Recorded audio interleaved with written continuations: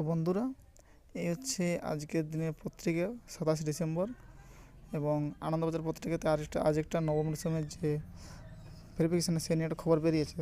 তো আমরা জানি প্রত্যেক যারা ভেরিফিকেশানের জন্য ওয়েট করছে তারা প্রত্যেকেই এই দিনটা কবে হবে অর্থাৎ ভেরিফিকেশান কবে সেটা নিয়ে প্রায় প্রত্যেকের মনেই প্রশ্ন জাগছে।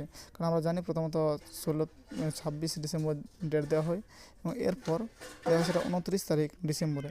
এখানে দেখো তৃতীয় পেজের মধ্যে একটা খবর রয়েছে যে নবম দশমের তথ্য যাচাই ফের পিছালো। তো চলো দেখা যাক কী এখানে লেখা রয়েছে।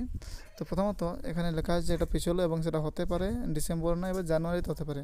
তার কারণ মারফত দেখো কী বলছে, 26 ডিসেম্বর সময় দেওয়া হয়েছিল এটা, এবং তারপর সেটা পিছিয়ে হয় 29 ডিসেম্বর, এবং বর্তমানে এখন বলা হয়েছে সেটা এই ডিসেম্বর মাসে না হতে পারে, জানুয়ারিতে হতে পারে। তার কারণস্বরূপ কোনো একজন শুক্রবার দিন জানাচ্ছে এসএসসি থেকে যে নাকি প্রায় 200 জন বাকি আছে 11-12-এর, যাদের এখন ভেরিফিকেশান এবং ইন্টারভিউ হবে। অর্থাৎ কোনো কারণে কেস ছিল অথবা কোনো ফল্ট ছিল, কোনো অসুবিধা ছিল, যে কারণে তারা ডাক পায়নি বা তাদের ইন্টারভিউ হয়নি, তাদের ওই ইন্টারভিউ হবে। আর ইন্টারভিউ হওয়ার পর হয়তো এই যে ভেরিফিকেশান প্রক্রিয়া 9-10 এবং তারপর ইন্টারভিউ প্রক্রিয়া এগুলা শুরু হবে।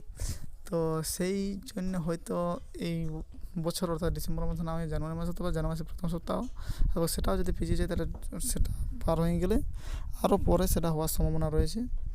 তো দেখা যাক, কারণ আমরা কেউ জানি না কী হতে পারে, কেউ কোনো আশা করতেও পারে না কী হতে পারে, কারণ এসএসসির যা খবর, সরকার যা খবর, সেটা ওরা নিজেরাই ঠিক জানে না কবে কী হতে চলেছে।